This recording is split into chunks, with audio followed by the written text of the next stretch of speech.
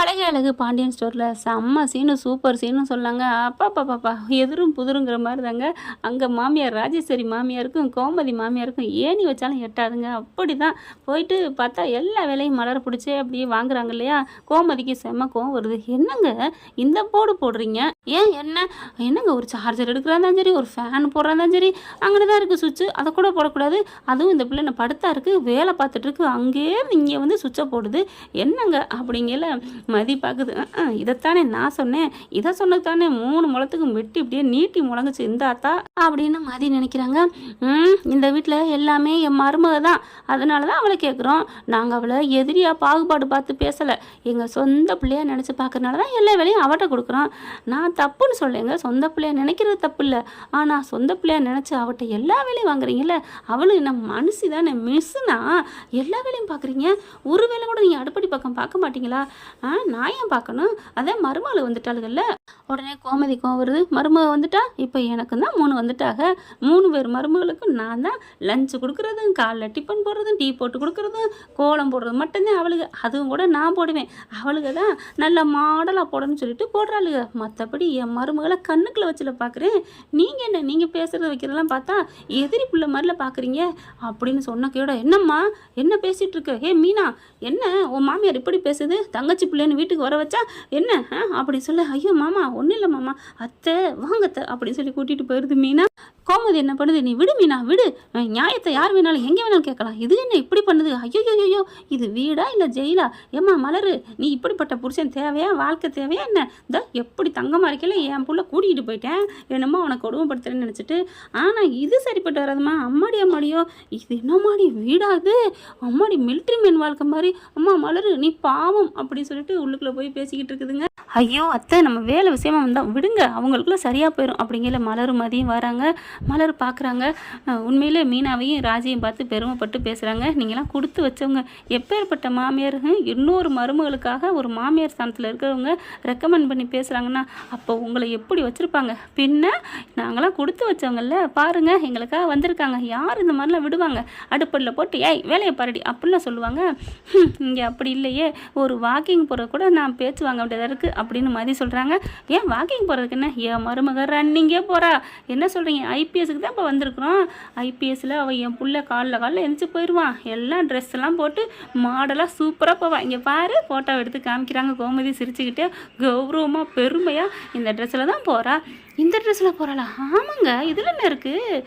ஏமதி இதில் போகிறதுல தப்பு என்ன இருக்குது? தப்பு இல்லை, என் வீட்டில் நான் போயிட்டு வந்துட்டு தான் கிளிகளில் கிழிச்சு கட்டினாங்களே அப்படின்னு சொன்னோன்னே கோவம் வருது கோமதிக்கு. இதெல்லாம் சரிப்பட்டு வராதுமா, என்ன வச்சேன் அப்படின்னு சொல்லிட்டு அடுத்து சாப்பிட வாங்கன்னு கூப்பிட்றாங்க. நான் சாப்பிடலம்மா, இங்கே பாரு மீனா கிளம்பு, நம்ம ஹோட்டலுக்கு போவோம், இங்கெல்லாம் இருந்தால் சரிப்பட்டு வராது, அப்புறம் உன் மாமியாலும் நானும் குடுமி பிடிச்சிக்கிருவோம், கற்பனை பண்ணி பாரு அப்படிங்கல 2 பேரும் குடுமி பிடிச்சிக்கிறது. ஏய் என்னடி ஓ மருமகளை நீ பார்த்துக்கிட்டா நான் அப்படி தாங்கணுமா? எங்கே பார், மருமகளை போய் கம்ப்ளைண்ட் கொடுத்தா அவ்வளோ தாண்டி, ஓ மருமகளை தங்கமாக பார்த்துக்கடி. ஐயய்யே நீங்கள் தான் கெடுத்து வச்சுருக்கீங்க, இங்கே பாருங்கள் உங்கள் மருமகளெல்லாம் அடக்கி வைங்க, எல்லா வேலையும் அவளுக்கிட்ட வாங்க. இப்படி 2 பேரும் மாறி மாறி பேச, ஏய் முடியாதுடி, உன் மருமகளை நீ நல்லா பார்க்கலாம், நானே போய் கம்ப்ளைண்ட் கொடுப்பேன்டி அப்படின்னு 2 பேரும் அடிச்சுக்க, 3 பேரும் கற்பனை பண்ணி பார்க்க, 4 பேரும் பார்க்குறாங்க. ஐயோ அப்படின்னு ஒன்றா சொல்ல கோமதி பார்க்குது. என்னடி கனவு பண்ணீங்க? ஒன்றும் இல்லத்த, நான் சொன்னதை நினச்சி பார்த்தீங்களாடி? ஆமாத்த, 2 பேரும் குடுமி பிடி சண்டை உருள்றீங்களே, சேலையை தூக்கி சொருகிக்கிட்டு. ஐயோ அடிப்பாவில ஒரு பேச்சுக்கு சொன்னேன்டி, அதுக்காலம் அடிச்சுக்காதியடி அப்படின்னு சொல்ல. அப்படிலாம் ஒன்றும் இல்லத்த அப்படின்னு சொல்லி எல்லாம் சமாதானம் ஆகுறாங்க. அப்புறம் பார்க்குறாங்க, சரி நம்ம இங்கே இருக்க வேணாம், நம்ம கிளம்புவோம் மீனா. ஐயோ எங்கள் அம்மா திட்டுமே அத்தை, உங்கள் அம்மா திட்டம் ஆத்தா திட்டம்லாம் என்னால் முடியாதுமா, இந்த வீட்டில் இருந்தால் நான் சொன்ன மாதிரி தான், நீங்கள் கற்பனை பண்ண மாதிரி தான், உன் மாமியாவை நான் 2 துண்டு ஆக்கிட வேண்டி கிளம்புடி, எனக்கு சரிப்பட்டு வராது. ஒரு மாமியாக்காரியாக இருக்கிற இடத்துல இருக்க நானே இப்படி பேசுகிறேன்னா அம்மா மாதிரிலாம் எப்படி நினைக்கணும்? அம்மா மாதிரி நீ கொஞ்சம் ஏதோ தைரியமானவளாக இருக்கேன்னு நினைக்கிறேன். பாவம் மலர், அவகிட்ட எப்படியாவது பண்ணி நான் ஒரு ஐடியா சொல்லட்டா? என்ன, பேசாமல் 2 பேரும் ஓடி போயிருங்க அப்படி சொல்ல. ஐயோ ஆண்டி அப்படிங்கிறாங்க அவங்க 2 பேரும் மலரும் மதியும். ஏன் அப்படிங்கிறீங்க? நாங்கள் 2 பேரும் ஓடி போய் என்ன பண்ணுறது? ஆடாச்சி வாய முடுங்கடி, நான் சொன்னது ஓம் புருஷன் கூட நீ 2 பேரும் 4 பேரும் ஓடிப்போங்கன்னு சொன்னேன்டி. ஏங்கடி நீங்கள் வேற? ஓ நீங்கள் அப்படி சொன்னீங்களா? நான் கூட அடிச்சு வாய கிளம்புங்கடி சிச்சி அப்படின்னு சொல்கிறாங்க. என்னென்னமோ பேசிக்கிட்டு இருக்காளுங்கன்னு எட்டத்துலேருந்து பார்த்துட்டே இருக்குது. மெல்ல வந்து கதவை காதை வச்சு கேட்குது என்ன பேசுகிறாங்கன்னு. அப்படியே நிழல் தெரியுதா? மெதுவாக மீனா வருது. ஏய் நீ போகாதடி, நான் போகிறேன்டி, அப்போதான் 4 குடுப்பு கொடுப்பேன் இதை சாக்குட்டுன்னு சொல்லிட்டு கதவை படார்னு திறக்க அப்படியே அந்த ராஜேஸ்வரி முகத்தில் பட்டுது. அம்மானு விழுக, ஐயோ நீங்கள் இங்கே நின்னீங்களா, எனக்கு தெரியலையேம்மா அப்படின்னு கோமதி சொல்ல அப்படியே அங்கே எல்லாரும் வந்துடுறாங்க. என்னாச்சுமா என்னாச்சு? தங்கராஜ் சுரேஷ் எல்லாம் வர, நான் கதவை திறந்துட்டு வெளில வந்தேன், இவங்க இங்கே வந்து ஒட்டு கேட்டுருப்பான்னு எனக்கு என்ன தெரியும்? நான் இங்கே ஒட்டு கேட்டேன், மூக்கை பிடிச்சிக்கிட்டு அந்த அம்மா பேசுது.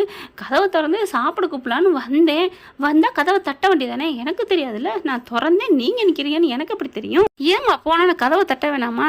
இல்லைடா பேசிக்கிட்டு இருக்காளே, நம்ம கூப்பிடலாமா வேணாமான்னு நின்னேன்டா, நின்று தப்பில்லையா ஒரு வாசல் நின்றுக்கிட்டு வாமா அப்படின்னு சொல்லி கூட்டிகிட்டு வர்றாரு சுரேஷ். என்ன சுரேஷ் இப்பெல்லாம் இவ்வளவு நல்லவராக இருக்காரு மலர் நினைக்குது. பரவாயில்ல, உன் புருஷன் கொஞ்சம் கொஞ்சமாக மாற ஆரம்பிச்சுட்டாரு அப்படின்னு சொல்லி சந்தோஷப்படுறாங்க. அதுக்கப்புறம் சாப்பிட்டுட்டு நாங்கள் கிளம்புறோம் மாமா அப்படின்னு மீனா சொல்ல, ஏன் இங்கே இருந்தால் என்ன? இல்லை வேணாம் நாங்கள் போகிறோம் அப்படிங்கல. என்ன இந்த வீட்டில் இருக்கிறது உனக்கு பிடிக்கல அவ்வளோதானே? நான் என் தங்கச்சிட்ட பேசுகிறேன். ஐயோ மாமா அப்பெல்லாம் இல்லை மாமா அப்படிங்குது. வேற ஒன்றும் இல்லைங்க, நான் மருமகள் கொடுமைப்படுத்துகிறேன்னா அதனால இந்த மீனா மாமியாருக்கு பிடிக்கலையா ஏங்க அப்படித்தானே அப்படிங்கல பார்க்குறாங்க.